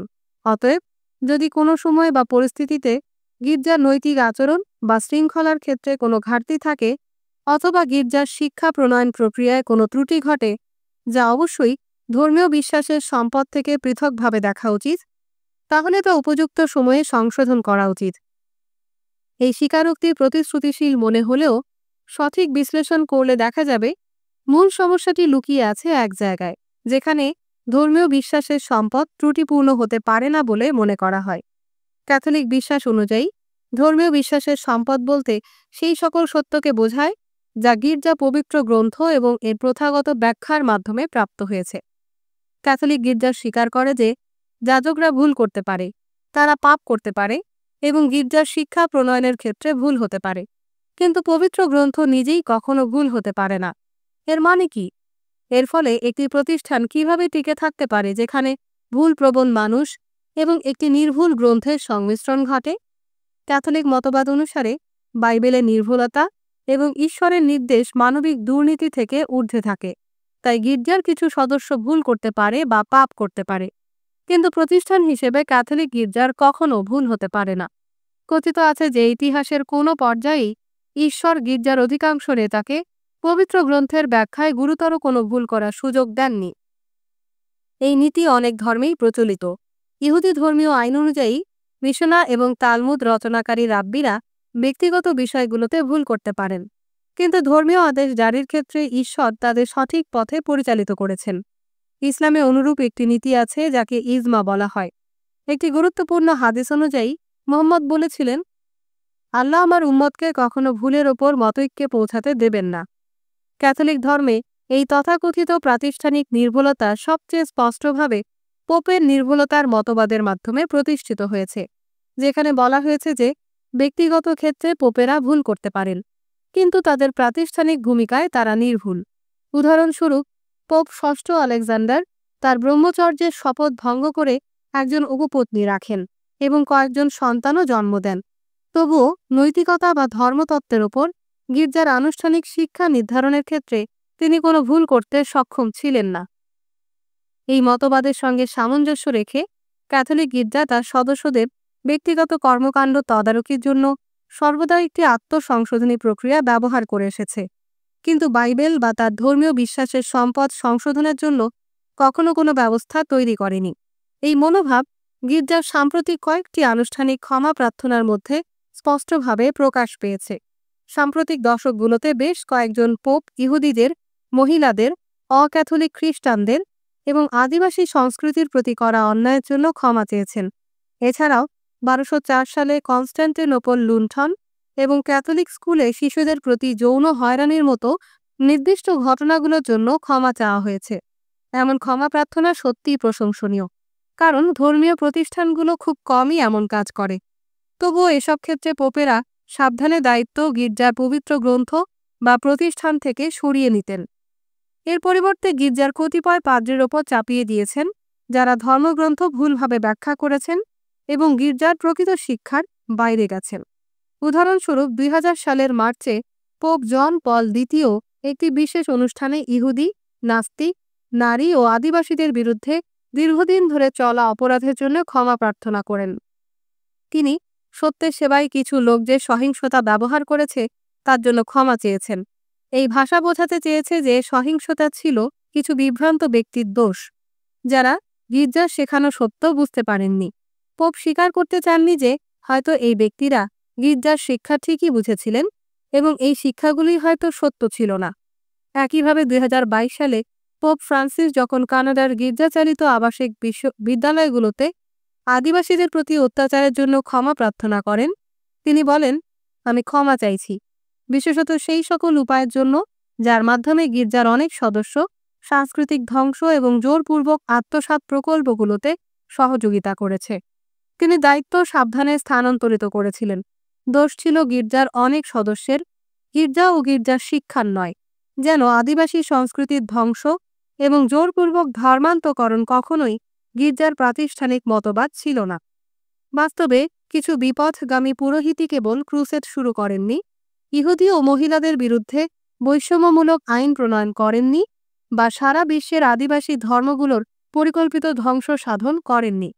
গির্জার অনেক সম্মানিত ফাদারদের রচনা এবং অনেক পোপ ও গির্জা কাউন্সিলের আনুষ্ঠানিক ডিক্রি পৌত্তলিক ও বিধর্মী ধর্মগুলোকে অবমাননা করে, তাদের ধ্বংসের আহ্বান জানিয়ে তাদের সদস্যদের প্রতি বৈষম্য এবং খ্রিস্ট ধর্মে ধর্মান্তকরণের জন্য সহিংসতা বৈধতা দেয়। উদাহরণস্বরূপ 1452 সালে পোপ পঞ্চম নিকোলাস ডুম ডাইভারসাস নামক একটি নির্দেশনা পর্তুগালের রাজা পঞ্চম আফোনসো এবং অন্যান্য ক্যাথলিক সম্রাটদের উদ্দেশ্যে জারি করেন। নির্দেশনায় বলা হয়, আমরা এই নির্দেশ পরিপত্রের মাধ্যমে আমাদের প্রেরিত কর্তৃপক্ষের সঙ্গে সার্সেন ও পৌত্তলিকদের এবং খ্রিস্টের যে কোনো অবিশ্বাসী শত্রু যেখানেই হোক না কেন তাদের আক্রমণ, অনুসন্ধান ও বন্দী করার এবং তাদের অধীন করার সম্পূর্ণ ও বাধাহীন অনুমতি দিচ্ছি। একই সঙ্গে তাদের রাজ্য, ডিউক, কাউন্টি, রাজত্ব ও অন্যান্য সম্পত্তি এবং তাদের ব্যক্তিদের চিরস্থায়ী দাসত্বে রূপান্তর করার অনুমতি দিচ্ছি। এই আনুষ্ঠানিক ঘোষণাটি পরবর্তী পোপদের দ্বারা বহুবার পুনরাবৃত্তি হয়েছে, যা ইউরোপীয় সাম্রাজ্যবাদ এবং বিশ্বজুড়ে আদিবাসী সংস্কৃতির ধ্বংসের ধর্মতাত্ত্বিক ভিত্তি স্থাপন করে। অবশ্যই গির্জা এটি আনুষ্ঠানিকভাবে স্বীকার না করলেও সময়ের সঙ্গে সঙ্গে এর প্রাতিষ্ঠানিক কাঠামো, এর মূল শিক্ষা এবং ধর্মগ্রন্থের ব্যাখ্যা পরিবর্তিত হয়েছে। আজকের ক্যাথলিক গির্জা মধ্যযুগীয় এবং প্রারম্ভিক আধুনিক সময়ের তুলনায় অনেক কম ইহুদি বিদ্বেষী এবং নারী বিদ্বেষী। পোপ ফ্রান্সিস আদিবাসী সংস্কৃতির প্রতি অনেক বেশি সহনশীল, যেমনটি পোপ পঞ্চম নিকোলাস ছিলেন না। এখানে একটি প্রাতিষ্ঠানিক আত্মসংশোধন প্রক্রিয়া কাজ করছে, যা বাহ্যিক চাপ এবং অভ্যন্তরীণ আত্ম অনুসন্ধান উভয় ক্ষেত্রেই প্রতিক্রিয়া জানায়। কিন্তু ক্যাথলিক গির্জার মতো প্রতিষ্ঠানে আত্মসংশোধন প্রক্রিয়ার বৈশিষ্ট্য হল, যখন এটি ঘটে তখন এটি অস্বীকার করা হয়, বরং উদযাপন করা হয় না। গির্জার শিক্ষা পরিবর্তনের প্রথম নিয়ম হল, আপনি কখনোই গির্জার শিক্ষা পরিবর্তন হওয়ার কথা স্বীকার করবেন না। আপনি কখনো কোনো পোপকে এভাবে ঘোষণা করতে শুনবেন না, আমাদের বিশেষজ্ঞরা বাইবেলে সত্যিই একটা বড় ভুল খুঁজে পেয়েছেন, আমরা শীঘ্রই একটি হালনাগাদ সংস্করণ প্রকাশ করব। পরিবর্তে যখন ইহুদি বা নারীদের প্রতি গির্জার আরও উদার মনোভাব সম্পর্কে প্রশ্ন করা হয়, তখন পোপরা ইঙ্গিত দেন যে এই শিক্ষাই সবসময় গির্জার মূল বার্তা ছিল, যদিও পূর্বে কিছু গির্জা সদস্য ব্যক্তিগতভাবে সেই বার্তাটি সঠিকভাবে বুঝতে ব্যর্থ হয়েছিল। আত্মসংশোধনের অস্তিত্ব অস্বীকার করায় এটি পুরোপুরি থেমে যায় না, তবে এটি দুর্বল হয়ে পড়ে এবং ধীরগতিতে চলে, কারণ অতীতের ভুল সংশোধনকে স্বীকৃতি দেয়া হয় না, তা উদযাপন করা তো দূরের কথা। যখন ভক্তরা গির্জার প্রতিষ্ঠানে বা শিক্ষায় আরেকটি গুরুতর সমস্যা দেখতে পান, তখন তারা কিছু পরিবর্তনের ভয় থেকে অচল হয়ে পড়েন, যা অনুমিতভাবে চিরন্তন ও অমূলক। তারা অতীতের পরিবর্তনের উদাহরণ থেকে কোনো উপকার নিতে পারেন না। উদাহরণস্বরূপ, যখন ক্যাথলিকরা পোপ ফ্রান্সিসের মতো এখন সমকামীদের ওপর গির্জার শিক্ষার পুনর্বিবেচনা করছেন, তখন তারা সহজভাবে অতীতের ভুলগুলো স্বীকার করা এবং শিক্ষা পরিবর্তন করা কঠিন মনে করেন। যদি অবশেষে কোনো ভবিষ্যৎ পোপ সমকামী জনগণের প্রতি দুর্ব্যবহারের জন্য ক্ষমা প্রার্থনা করেন, তাহলে তা করার উপায়টি হবে আবারও কিছু অতিরিক্ত উৎসাহী ব্যক্তিদের ওপর দোষ চাপিয়ে দেয়া, যারা সুসমাচারকে ভুলভাবে বুঝেছেন। ক্যাথলিক গির্জাকে তার ধর্মীয় কর্তৃত্ব বজায় রাখতে প্রতিষ্ঠানের আত্মসংশোধনের অস্তিত্ব অস্বীকার করা ছাড়া আর কোনো উপায় নেই, কারণ গির্জা অব্যর্থতার ফাঁদে পড়ে গেছে। একবার যখন গির্জা তার ধর্মীয় কর্তৃত্ব অব্যর্থতার দাবির ওপর ভিত্তি করে স্থাপন করে, তখন কোনো প্রতিষ্ঠান ভুল প্রকাশ্যে স্বীকার করা, যদিও তা তুলনামূলকভাবে ছোটখাটো ইস্যু হোক, গির্জার পুরো কর্তৃত্ব ধ্বংস করে দিতে পারে। ডিএসএম এবং বাইবেল। ক্যাথলিক গির্জার বিপরীতে প্রারম্ভিক আধুনিক ইউরোপে উদ্ভূত বৈজ্ঞানিক প্রতিষ্ঠানগুলো শক্তিশালী আত্মসংশোধন প্রক্রিয়ার ওপর ভিত্তি করে গড়ে উঠেছিল। বৈজ্ঞানিক প্রতিষ্ঠানগুলো স্বীকার করে যে কোনো একটা নির্দিষ্ট সময়ে বেশিরভাগ বিজ্ঞানী কোনো বিষয়কে সত্য বলে বিশ্বাস করলেও তা ত্রুটিপূর্ণ বা অসম্পূর্ণ হতে পারে। 19 শতকে বেশিরভাগ পদার্থবিদ নিউটনীয় পদার্থবিজ্ঞানের ওপর ভিত্তি করে মহাবিশ্বের পূর্ণাঙ্গ ব্যাখ্যা হিসেবে মেনে নিয়েছিলেন, কিন্তু 20 শতাব্দীতে আপেক্ষিক তত্ত্ব এবং কোয়ান্টাম মেকানিক্স নিউটনের মডেলের সীমাবদ্ধতা এবং ভুলগুলো উন্মোচন করে। বিজ্ঞানের ইতিহাসের সবচেয়ে শ্রদ্ধেয় মুহূর্তগুলো ঠিক তখনই ঘটে যখন প্রচলিত জ্ঞানকে উল্টে দেয়া হয় এবং নতুন তত্ত্বের জন্ম হয়। গুরুত্বপূর্ণভাবে বৈজ্ঞানিক প্রতিষ্ঠানগুলো তাদের বড় ভুল এবং অপরাধের জন্য প্রাতিষ্ঠানিক দায় স্বীকার করতে ইচ্ছুক। উদাহরণস্বরূপ, বর্তমান সময়ের বিশ্ববিদ্যালয়গুলো নিয়মিতভাবে কোর্স প্রদান করে এবং পেশাদার জার্নালগুলো নিয়মিতভাবে নিবন্ধ প্রকাশ করে, যেখানে জীববিজ্ঞান, নৃবিজ্ঞান ও ইতিহাসের মতো বিষয়গুলোতে 19 শতক এবং 20 শতাব্দীর বেশিরভাগ সময় জুড়ে যে প্রাতিষ্ঠানিক বর্ণবাদ ও লিঙ্গ বৈষম্য ছিল তা প্রকাশ করা হয়। টাস্কেগি সিফিলিস অধ্যয়নের মতো নির্দিষ্ট পরীক্ষামূলক ঘটনাগুলোর উপর এবং সাদা অস্ট্রেলিয়া নীতি থেকে শুরু করে হলোকাস্ট পর্যন্ত বিভিন্ন সরকারি নীতির ওপর গবেষণা করে দেখা গেছে যে কিভাবে প্রধান বৈজ্ঞানিক প্রতিষ্ঠানে বিকশিত ত্রুটিপূর্ণ জীববিজ্ঞান, নৃবিজ্ঞান এবং ঐতিহাসিক তথ্যগুলো বৈষম্য, সাম্রাজ্যবাদ, এমনকি গণহত্যার ন্যায়সঙ্গততা এবং প্রভাব সহজতর করতে ব্যবহৃত হয়েছিল। এই অপরাধ ও ভুলগুলোর জন্য কিছু পথভ্রষ্ট পণ্ডিতের উপর দোষারোপ করা হয় না, এগুলোকে সম্পূর্ণ একাডেমিক শাখার প্রাতিষ্ঠানিক ব্যর্থতা হিসেবে দেখা হয়। প্রতিষ্ঠানগত বড় ধরনের ভুলগুলো স্বীকার করার ইচ্ছা বিজ্ঞানকে তুলনামূলকভাবে দ্রুত গতিতে বিকাশ করতে সহায়তা করে। যখন প্রাপ্ত প্রমাণ সেটিকে ন্যায়সঙ্গত করে, তখন প্রভাবশালী তত্ত্বগুলো প্রায়ই কয়েক প্রজন্মের মধ্যে বাতিল হয়ে যায় এবং নতুন তত্ত্ব দ্বারা প্রতিস্থাপিত হয়। 21 শতকের শুরুতে জীববিজ্ঞান, নৃবিজ্ঞান ও ইতিহাসের শিক্ষার্থীরা বিশ্ববিদ্যালয়ে যা শিখছে তা 1 শতাব্দী আগে সেখানে শেখানো বিষয় থেকে অনেকটাই আলাদা। মনোরোগবিদ্যা এমন অনেক উদাহরণ দেয় যেখানে শক্তিশালী স্ব-সংশোধনকারী পদ্ধতি কাজ করে। বেশিরভাগ মনোরোগ বিশেষজ্ঞের সেলফে ডিএসএম বা মনোরোগের ডায়াগনস্টিক ও পরিসংখ্যান ম্যানুয়াল পাওয়া যাবে। মাঝে মাঝে এটি মনোরোগ বিশেষজ্ঞদের বাইবেল হিসেবে উল্লেখ করা হয়, কিন্তু ডিএসএম আর বাইবেলের মধ্যে একটা গুরুত্বপূর্ণ পার্থক্য আছে। প্রথম প্রকাশিত হয় 1952 সালে। প্রতি 1-2 দশকে একে সংশোধন করা হয়। ডিএসএম এর 5ম সংস্করণ প্রকাশিত হয়েছে 2013 সালে। বছরের পর বছর ধরে অনেক ব্যাধি পুনঃসংজ্ঞায়িত হয়েছে, নতুন ব্যাধি যুক্ত হয়েছে, আবার কিছু বাদও দেয়া হয়েছে। উদাহরণস্বরূপ, সমকামিতা 1952 সালে ডিএসএম-এ একটি সামাজিক ব্যক্তিত্বের ব্যাধি হিসেবে তালিকাভুক্ত ছিল, কিন্তু 1974 সালে তা বাদ দেয়া হয়। ডিএসএম-এর এই ভুল সংশোধন করতে মাত্র 22 বছর সময় লেগেছে। এটি কোনো পবিত্র গ্রন্থ নয়, এটি একটি বৈজ্ঞানিক পাঠ্য। আজকের মনোচিকিৎসা শাস্ত্র 1952 সালে সমকামিতার সংজ্ঞাকে নতুন ব্যাখ্যা দেওয়ার চেষ্টা করে না, বরং এটি 1952 সালের সংজ্ঞাকে সরাসরি একটি ভুল হিসেবে দেখে। আরও গুরুত্বপূর্ণ হল, এই ভুলটিকে কয়েকজন সমকাম বিদ্বেষী অধ্যাপকের সীমাবদ্ধতা হিসেবে গণ্য করা হয় না, বরং একে মনোচিকিৎসা শাস্ত্রে প্রাতিষ্ঠানিক পক্ষপাতের গভীর ফলাফল হিসেবে স্বীকৃতি দেয়া হয়। নিজেদের শাস্ত্রের প্রাতিষ্ঠানিক ভুল স্বীকার করে নেয়া আজকের মনোচিকিৎসকদের নতুন ত্রুটি না করতে আরও সতর্ক করে তোলে, যেমনটি ট্রান্সজেন্ডার মানুষ এবং অটিজমের স্পেকট্রামে থাকা ব্যক্তিদের নিয়ে উত্তপ্ত আলোচনায় দেখা যায়। অবশ্য তারা যতই সতর্ক থাকুক না কেন, মনোচিকিৎসকরা প্রাতিষ্ঠানিক ভুল করার সম্ভাবনা রয়েই যায়। তবে তারা সেই ভুলগুলো স্বীকার এবং সংশোধন করার সম্ভাবনাও রাখে। বৈজ্ঞানিক আত্মসংশোধন প্রক্রিয়াগুলোর অন্যতম শক্তিশালী দিক হল, বৈজ্ঞানিক প্রতিষ্ঠানগুলো কেবল প্রাতিষ্ঠানিক ভুল এবং অজ্ঞতা স্বীকার করতেই আগ্রহী নয়, বরং তারা সেগুলো উদ্ঘাটন করার জন্য সক্রিয়ভাবে কাজ করে। এটি প্রতিষ্ঠানগুলোর প্রণোদনা কাঠামোতে স্পষ্টভাবে প্রতিফলিত হয়। ধর্মীয় প্রতিষ্ঠানে সদস্যদের প্রণোদনা দেয়া হয় বিদ্যমান মতবাদের সঙ্গে মানানসই হতে এবং নতুনত্বের প্রতি সন্দেহপ্রবণ হতে। আপনি একজন রাব্বি, ইমাম বা পুরোহিত তখনই হন যখন আপনি মতবাদগত আনুগত্য প্রদর্শন করেন এবং পূর্বসূরীদের সমালোচনা না করে কিংবা কোনো বিপ্লবী নতুন ধারণা উপস্থাপন না করেই আপনি পোপ, প্রধান রাব্বি বা প্রধান আয়াতোল্লাহ পদে উন্নীত হতে পারেন।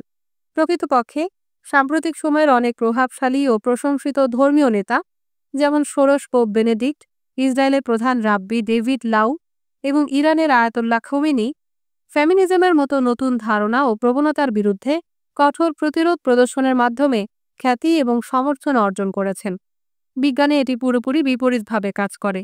বৈজ্ঞানিক প্রতিষ্ঠানে নিয়োগ এবং পদোন্নতি প্রকাশ বা সর্বনাশ নীতির ওপর ভিত্তি করে হয় এবং মর্যাদাপূর্ণ সাময়িকীদের প্রকাশনার জন্য আপনাকে বিদ্যমান তত্ত্বগুলোর কিছু ভুল উদ্ঘাটন করতে হবে বা পূর্বসূরি ও শিক্ষকদের অজানা কিছু আবিষ্কার করতে হবে। আগের পণ্ডিতদের কথা হুবহু পুনরাবৃত্তি করে এবং প্রতিটি নতুন বৈজ্ঞানিক তত্ত্বের বিরোধিতা করে কেউ নোবেল পুরস্কার জেতে না। অবশ্য যেমন ধর্মে আত্মসংশোধনের জায়গা আছে, তেমনি বিজ্ঞানে প্রথানুবর্তিতারও পর্যাপ্ত জায়গা আছে। বিজ্ঞান একটি প্রাতিষ্ঠানিক উদ্যোগ এবং বিজ্ঞানীরা প্রায় সব কিছুর জন্য প্রতিষ্ঠানটির ওপর নির্ভর করে। উদাহরণস্বরূপ, আমি কিভাবে জানব মধ্যযুগীয় এবং প্রারম্ভিক আধুনিক ইউরোপীয়রা জাদুবিদ্যা সম্পর্কে কী ভাবত? আমি নিজে সমস্ত প্রাসঙ্গিক সংরক্ষণাগারে যাইনি, না আমি সমস্ত প্রাথমিক উৎস পড়েছি। আসলে আমি সরাসরি এই উৎসগুলোর অনেকগুলো পড়তেও সক্ষম, কারণ আমি সব প্রয়োজনীয় ভাষা জানি না এবং মধ্যযুগীয় এবং প্রারম্ভিক আধুনিক হস্তলিপি পাঠ করার দক্ষতাও আমার নেই। এর পরিবর্তে আমি অন্য পণ্ডিতদের দ্বারা প্রকাশিত বই ও প্রবন্ধের ওপর নির্ভর করেছি, যেমন 2017 সালে ইয়েল ইউনিভার্সিটি প্রেস থেকে প্রকাশিত রোনাল্ড হাটনের বই the which: a history of fear. Bristol বিশ্ববিদ্যালয়ের ইতিহাসের অধ্যাপক রোনাল্ড হাটনের সঙ্গে আমি দেখা করিনি এবং আমি ব্যক্তিগতভাবে ব্রিস্টলের কর্মকর্তাদেরও চিনি না যারা তাকে নিয়োগ দিয়েছেন কিংবা ইয়েল বিশ্ববিদ্যালয় প্রেসের সম্পাদকীয় দলের সদস্যদের যারা তার বই প্রকাশ করেছেন। তবুও আমি হাটনের বইয়ে যা পড়েছি তার উপর বিশ্বাস রাখি, কারণ আমি বুঝতে পারি যে ব্রিস্টল বিশ্ববিদ্যালয় এবং ইয়েল বিশ্ববিদ্যালয় প্রেসের মতো প্রতিষ্ঠানগুলো কিভাবে কাজ করে।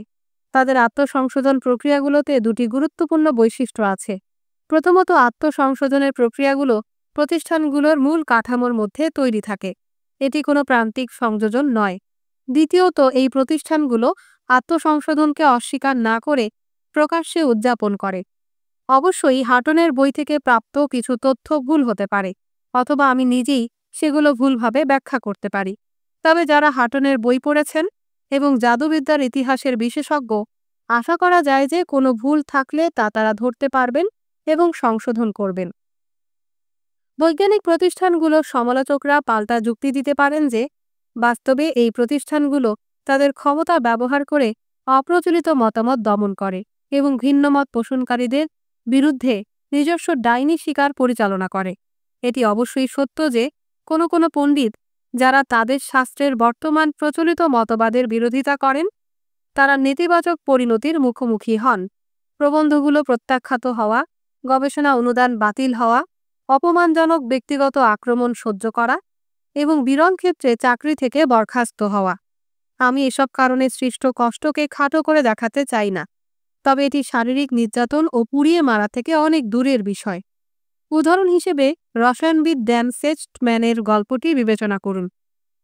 1982 সালের এপ্রিলে ইলেকট্রন মাইক্রোস্কোপের মাধ্যমে পর্যবেক্ষণ করতে গিয়ে সেস্টম্যান এমন কিছু দেখেন যা সেই সময়ের সমস্ত সমসাময়িক রসায়ন তত্ত্ব অনুযায়ী অসম্ভব ছিল। অ্যালুমিনিয়াম ও ম্যাঙ্গানিজের মিশ্র নমুনায় পরমাণুগুলো এমন একটি গঠনে স্ফটিকাকার হয়েছিল যা 5 গুণ ঘূর্ণন প্রতিসাম্য প্রদর্শন করছিল। সেই সময় বিজ্ঞানীরা কঠিন স্ফটিকের বিভিন্ন সম্ভাব্য প্রতিসাম্য কাঠামোর কথা জানতেন, তবে 5 গুণ প্রতিসাম্য প্রকৃতির নিয়মের বিরুদ্ধে বিবেচিত হতো। সেস্টম্যানের এই আবিষ্কার, যা পরে স্কোয়াসি স্ফটিক নামে পরিচিত হয়, এতটাই অদ্ভুত শোনাতো যে কোনো স্বীকৃত সাময়িকীতে এটি প্রকাশ করা কঠিন ছিল। সেস্টম্যান তখন একজন জুনিয়র বিজ্ঞানী হয়, তার অবস্থানকে আরও দুর্বল করে দিয়েছিল। তার নিজস্ব কোনো গবেষণাগারও ছিল না, তিনি অন্য কারো সুবিধায় কাজ করছিলেন। তবে ফিজিক্যাল রিভিউ লেটার্স সাময়িকীর সম্পাদকরা প্রমাণ পর্যালোচনা করার পর 1984 সালে সেস্টম্যানের প্রবন্ধটি প্রকাশ করেন। তারপর তার কথায় মহা ধুমধাম শুরু হয়। সেস্টম্যানের দাবিগুলো বেশিরভাগ সহকর্মীর কাছেই প্রত্যাখ্যাত হয়েছিল এবং তার পরীক্ষাগুলো ভুলভাবে পরিচালনার জন্য তাকে দায়ী করা হয়েছিল। তার ল্যাবের প্রধানও তার বিরুদ্ধে অবস্থান নেন। একটি নাটকীয় মুহূর্তে তিনি সেস্টম্যানের ডেস্কে একটি রসায়নের পাঠ্যপুস্তক রেখে তাকে বলেন, ড্যানি, দয়া করে এই বইটা পড়ো এবং তুমি বুঝবে যে তুমি যা বলছো তা অসম্ভব। সেস্টম্যান সাহস করে জবাব দিলেন যে তিনি ক্যালাইডোস্কোপে কোয়াসি স্ফটিক দেখেছেন, বইতে নয়। এর ফলস্বরূপ তাকে ল্যাব থেকে বের করে দেয়া হয়। কিন্তু এরপর আরও খারাপ কিছু ঘটতে থাকে। বিখ্যাত বিজ্ঞানী এবং 2 বারের নোবেল বিজয়ী লাইনার পলিং সেস্টম্যানের বিরুদ্ধে ব্যক্তিগত আক্রমণে নেতৃত্ব দেন। এক সম্মেলনে, যেখানে শত শত বিজ্ঞানী উপস্থিত ছিলেন, পলিং ঘোষণা করেন, ড্যানি সেস্টম্যান ভ্রান্ত কথা বলছে। কোয়াসি স্ফটিক বলে কিছু নেই, আছে শুধু কোয়াসি বিজ্ঞানী।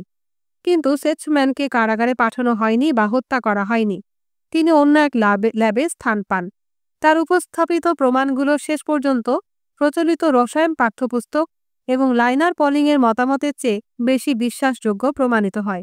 কয়েকজন সহকর্মী সেস্টম্যানের পরীক্ষা পুনরায় করেন এবং তার ফলাফলগুলোকে পুনরাবৃত্তি করেন। সেস্টম্যানের মাইক্রোস্কোপে কোয়াসি স্ফটিক দেখার মাত্র 10 বছর পর আন্তর্জাতিক স্ফটিক বিদ্যা ইউনিয়ন, এই ক্ষেত্রে শীর্ষ বৈজ্ঞানিক সংস্থা, এর স্ফটিকের সংজ্ঞা পরিবর্তন করে। এরপর রসায়নের পাঠ্যপুস্তকগুলোও পরিবর্তিত হয় এবং কোয়াসি স্ফটিক নিয়ে একটি সম্পূর্ণ নতুন বৈজ্ঞানিক ক্ষেত্র উদ্ভূত হয়। 2011 সালে সেস্টম্যান তার আবিষ্কারের জন্য রসায়নে নোবেল পুরস্কার লাভ করেন। নোবেল কমিটি বলেছিল তার আবিষ্কারটি অত্যন্ত বিতর্কিত ছিল, কিন্তু শেষ পর্যন্ত বিজ্ঞানীদের পদার্থের প্রকৃতির ধারণা পুনর্বিবেচনা করতে বাধ্য করেছে। সেস্টম্যানের গল্পটি বিশেষ কিছু নয়। বিজ্ঞান ইতিহাসে এরকম আরও অসংখ্য উদাহরণ রয়েছে। আপেক্ষিকতার তত্ত্ব এবং কোয়ান্টাম বলবিদ্যা, যা 20 শতাব্দীর পদার্থবিজ্ঞানের ভিত্তি হয়ে ওঠে, প্রথম দিকে তীব্র বিতর্কের সৃষ্টি করেছিল, যার মধ্যে নতুন তত্ত্বগুলোর সমর্থকদের বিরুদ্ধে পুরনো মতবাদের অনুসারীরা ব্যক্তিগত আক্রমণ চালায়। তেমনি 19 শতকের শেষের দিকে যখন জর্জ ক্যান্টর তার অসীম সংখ্যার তত্ত্ব উন্নয়ন করেন, যা পরবর্তীকালে 20 শতকের গণিতের একটি গুরুত্বপূর্ণ ভিত্তি হয়ে ওঠে, তিনি তার সময় শীর্ষস্থানীয় গণিতবিদদের যেমন হেনরি পয়েনকেয়ার ও লিওপোল্ড ক্রোনেকারের ব্যক্তিগত আক্রমণের শিকার হন। জনপ্রিয় সমালোচকরা সঠিক যে বিজ্ঞানীরা মানুষের অন্যান্য দুর্বলতাগুলোর মতো পক্ষপাতিত্বেও ভোগেন। তবে প্রতিষ্ঠানগত আত্মসংশোধন প্রক্রিয়াগুলোর জন্য ধন্যবাদ, এই পক্ষপাতিত্বগুলোর বিরুদ্ধে লড়াই করা সম্ভব হয় যদি পর্যাপ্ত প্রমাণ দেয়া হয়। প্রায় কয়েক দশকের মধ্যেই একটি অপ্রচলিত তত্ত্ব প্রচলিত জ্ঞানকে উল্টে নতুন সাধারণ মতবাদে পরিণত হয়। পরবর্তী অধ্যায়ে আমরা দেখব এমন সময় এবং স্থানও ছিল যখন বৈজ্ঞানিক আত্মসংশোধন প্রক্রিয়া কাজ করা বন্ধ করে দিয়েছিল এবং একাডেমিক মতবিরোধ শারীরিক নির্যাতন, কারাবাস ও মৃত্যুর দিকে নিয়ে গিয়েছিল।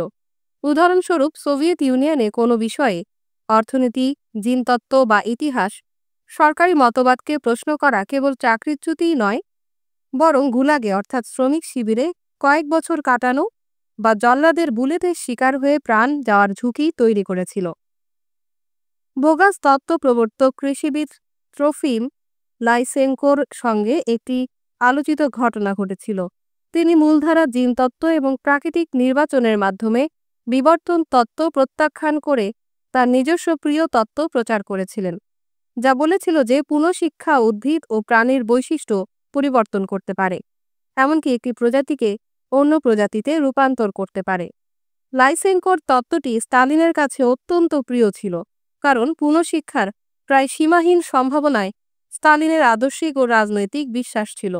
হাজার হাজার বিজ্ঞানী যারা লাইসেনকোর বিরোধিতা করেছিলেন এবং প্রাকৃতিক নির্বাচনের মাধ্যমে বিবর্তনের তত্ত্বকে সমর্থন করেছিলেন, তাদের চাকরিচ্যুত করা হয় এবং কিছু কিছু বিজ্ঞানীকে কারাগারে পাঠানো হয় বা হত্যা করা হয়।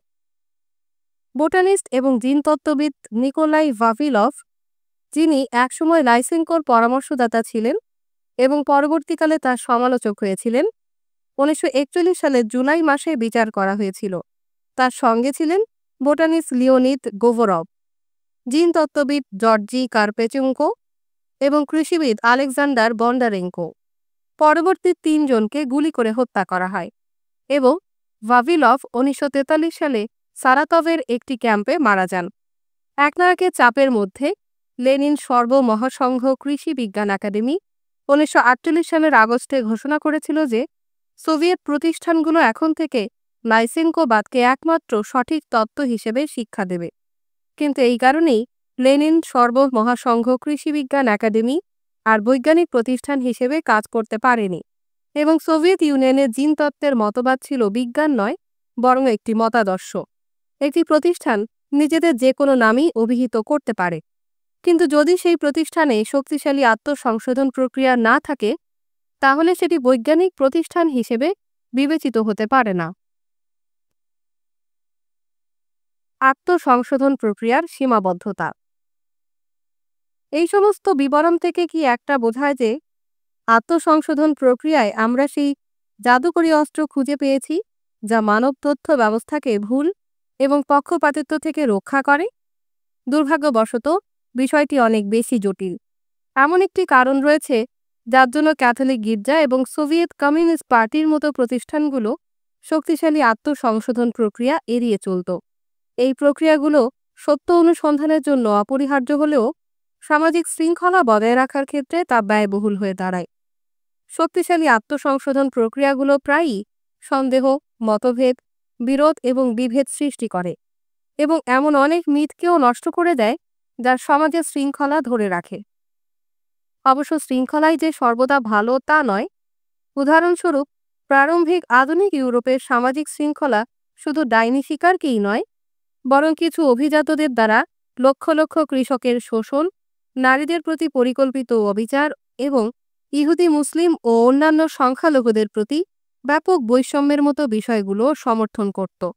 এমনকি যদি সামাজিক শৃঙ্খলাটি অত্যন্ত দমনমূলক হয়, তা ভাঙার ফলে সবসময় ভালো কিছু আসে না। এর ফলে বিশৃঙ্খলা ও আরও বড় ধরনের দমননীতি দেখা দিতে পারে। তথ্য নেটওয়ার্কের ইতিহাসে সত্য এবং শৃঙ্খলার মধ্যে ভারসাম্য রক্ষা করা সবসময়ই গুরুত্বপূর্ণ ছিল। যেমন শৃঙ্খলার জন্য সত্যকে বিসর্জন দেওয়ার খেসারত রয়েছে, তেমনি সত্যের জন্য শৃঙ্খলাকে বিসর্জন দেওয়ারও মূল্য রয়েছে।